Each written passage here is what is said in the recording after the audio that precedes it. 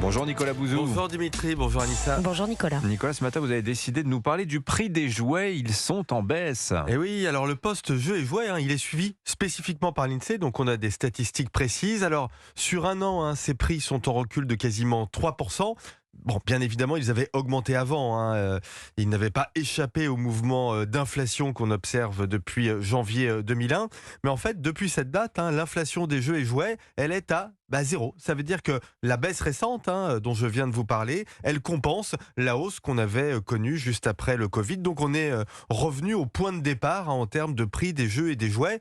J'ajoute quand même que depuis 2021, les salaires en France ont augmenté de 8% à peu près. Le SMIC a été revalorisé de plus de 13%. Alors, bon, pour les bas salaires, évidemment, l'alimentation, le loyer, l'énergie, ça prend quasiment tout. Mais enfin, pour les autres, pour les gens qui peuvent épargner un peu, le pouvoir d'achat pour les jouets, en quelque sorte, a augmenté. Donc c'est plutôt bien. Ouais. Est-ce que c'était attendu, cette baisse des prix des jouets ? Écoutez, non, mais je dirais qu'il ne faut pas la généraliser parce que les jouets, c'est particulier. 80% des jouets, Dimitri, dans le monde, sont fabriqués en Chine.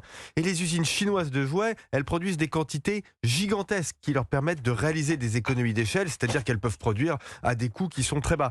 Les coûts de transport unitaires sont aussi très faibles, en raison des quantités de produits énormes qui partent de Chine. Donc le prix des jeux et jouets est peu sensible aux coûts de transport. Et puis, il y a une situation économique qui est spécifique à la Chine quand même, avec des surcapacités industrielles massives dans le pays. Ça veut dire que les usines, concrètement, ont du mal à écouler leur production, donc elles baissent les prix. Et d'ailleurs, ça fait plus d'un an que les prix à la sortie des usines, c'est ce qu'on appelle les prix à la production en Chine, ils sont en recul. Donc vous voyez, ce qui se passe dans les jouets n'est pas réplicable, malheureusement, à tous les prix. Et notamment pour les produits ou l'alimentation, tous les prix vont pas revenir à leur niveau d'avant crise inflationniste. Ouais, je pense. Je reste sur ce diagnostic. En fait, les coûts de transport sont en hausse. L'augmentation de salaire augmente les coûts des entreprises. Il faut aussi prendre en compte le coût de la décarbonation.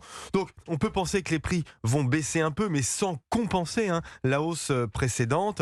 Mais j'aurais tendance à vous dire, au risque de choquer, ce n'est pas si grave. L'inflation globale, elle est maintenant descendue à des niveaux assez bas, mais les salaires, eux, continuent d'augmenter. Et le prix Nobel d'économie américain Paul Krugman, qui a une chronique dans le New York Times, expliquait hier qu'au fond, il ne faut plus trop se soucier de l'inflation résiduelle, parce que si les banques centrales voulaient la combattre, le seul moyen pour elles de le faire, ce serait vraiment de déclencher une récession, et sans doute, ça n'en vaut pas la peine. Signature Europe 1, Nicolas Bouzou. Merci beaucoup Nicolas. À demain.